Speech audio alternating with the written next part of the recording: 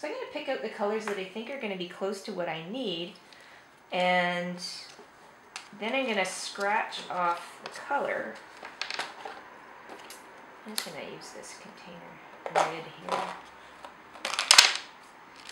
And I'm going to mix the color that I want. So this is why it's great for design. I'm going to scratch off some of this ochre here. So I'm going to do a bit of a gradation on the background.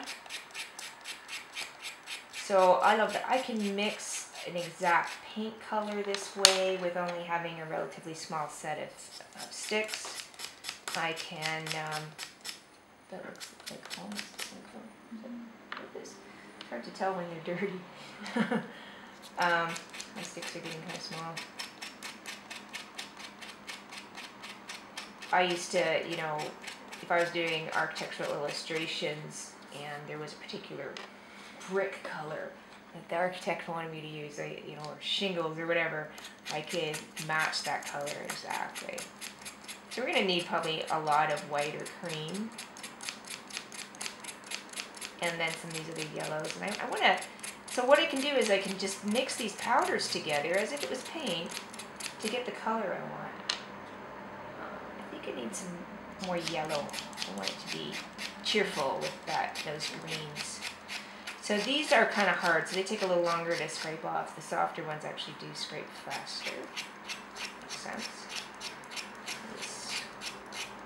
It takes a little time, but comparatively, like pencil crayon is so slow because it's got this little tip. And marker, you have to have quite a large set to get the color range, and it's much more challenging to mix with and to render with than this. This is really easy. So then I can just take a Q-tip and stir it up and get the color I want. And then I can also create a blend. So let's say we're going to have a lighter one here, and then I want to add a little bit of this ochre to it to deepen it up. I really need more than what I have here, but I don't want to take forever just scraping sticks. And then I'm going to use, I'm going to tape off my outside edge. So I'm just going to use this for now. I like the frog tape that I showed you guys. Yeah. So you're going to tape your border, and this is going to make it look really crisp and nice. If I had straight edges, I would tape them off too. Like if I had a building or, you know, this was a room interior, I would use the tape to create a straight edge, but all our objects here have rounded edges, so I can't do that. So low tack tape for sure for this technique. I also sometimes use post-it notes because they're low tack and they give me a nice straight edge, and you know, they're readily available and inexpensive, so you don't need, you know, to go buy fancy art supplies for this kind of thing. So if I want to color in the whole thing and erase out, so maybe I'll do a portion of the drawing that way and another portion the other way, so we can be relatively quick here. So I have dirty sponges. So we're going to use makeup sponges, ideally starting with clean ones. But I forgot mine. So yeah. So any brand of the triangular type. Cotton balls are great as well. Did you happen to bring any? No, I have like a bag of them left on my desk. You want them? Okay.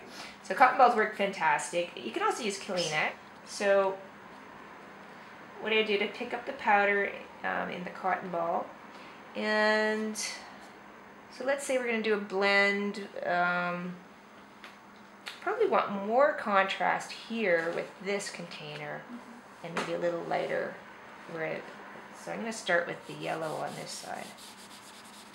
So I'm just going to rub the powder right into the paper. So you see it's quite different than what Julia's doing. And I don't have to worry about the edge in this case because I'm going to erase out and fix up the edge. So this is one of the bonuses actually of having a graphite drawing too, is it's not going to smear out of the way. But I can just... And you can put this right over top of a pen line drawing too. That's why I like it. Like I'll do a black and white sketch like what you learned to do the other day. Rub a little bit of color on top. and my black line is still there. And then I'm going to now get progressively darker here. So I have a little more contrast. So it's just coloring in really quickly, eh? Isn't that great? Nice and smooth. So imagine this is a wall, right? And oh, Julia, you have a kneaded eraser. Can I borrow it? Yeah. So I'm going to put that color in there. Maybe we'll do a bit more of a gradation here. You see it looks like a color here. I'm just going back and forth, rubbing it into the surface. And then we're going to want the table surface, so we'll put another color band down here. So this is a quick, easy way. And so then all I have to do is erase out the container. You can just use, see, right? So that's really great. So I think this is probably the easiest way because you're going to get the nicest edge this way rather than trying to color around. Now you can color around with makeup sponges because they have a nice neat edge to use, right? So if I want to color around, I'm just going to do this. So that's what's really nice about those, or like that. It gives you a softer edge, but it's nice and quick too, right? So like the landscape architects really love this, the coloring their grass like this, just up against the sidewalks and everything like that. But it gives you a nice big surface to color in with, but it gives you that edge that you can't get with a cotton ball, right? So just great. And of course you can always come back and neaten it up as well with some type of eraser. What you can do with these is cut them as well with a knife to have a nice neat corner once they get worn down. So this way we get a nice neat drawing. And you know, you can also allow some of that to show so that you can draw into it like an eraser drawing. Have you done that, Julia, with life drawing? Not recently. So one method, yeah, one method you might have seen in Drawing on the Right Side of the Brain, if you did pick up that book, that they color in with graphite and then erase out. So this is another way to make the drawing look a little more creative. Right. Like let some of it show, right? And erase out some highlights. It's okay. Like it doesn't have to be this perfect. And if this is going to be a dark color anyway, we don't really have to erase all of it out. So I'm going to leave it like that. A brush is a good thing for cleaning it off.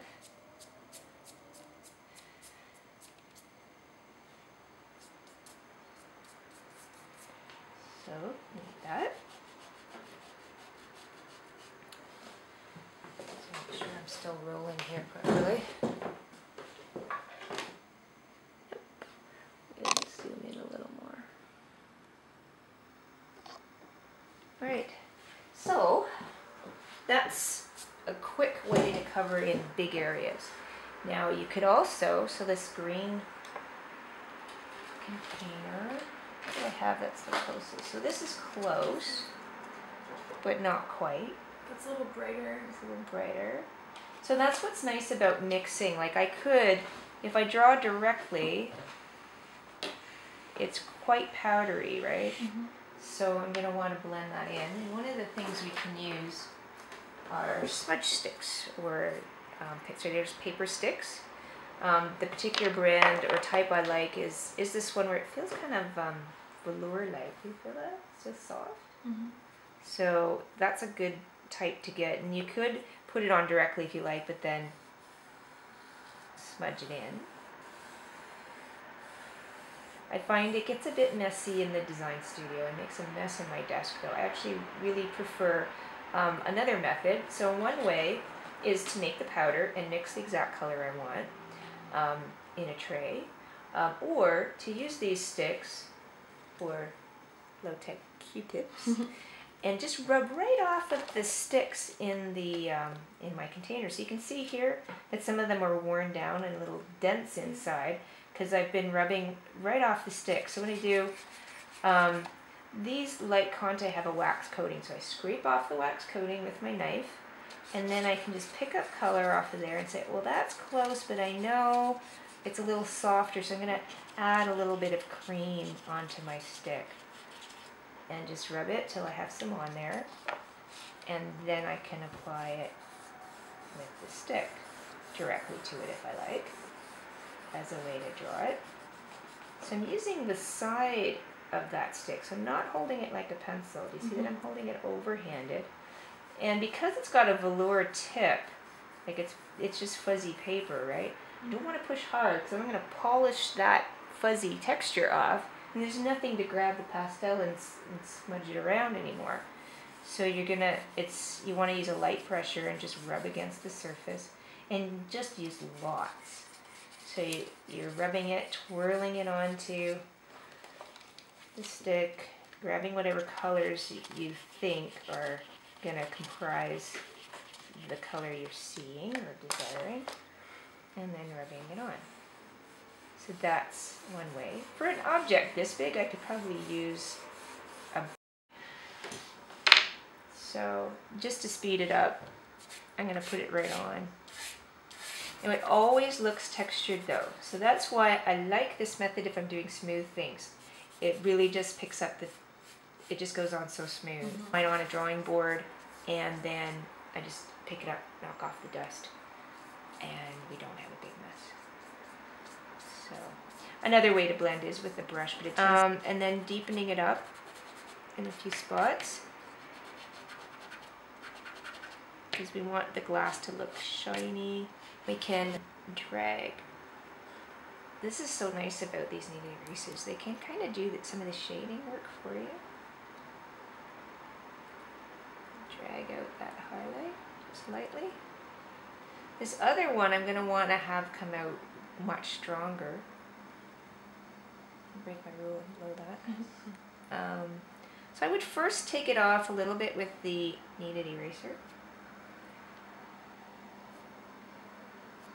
So I can almost, to see how I want to get it sort of soft on that edge. So I'm just going to put it down and pull up, kind of pull up and speed up and going over it a bit. So this way I get a soft edge using this thing. And then I'm going to use a vinyl eraser to get the more crisp edge. So I can get it much more white with that.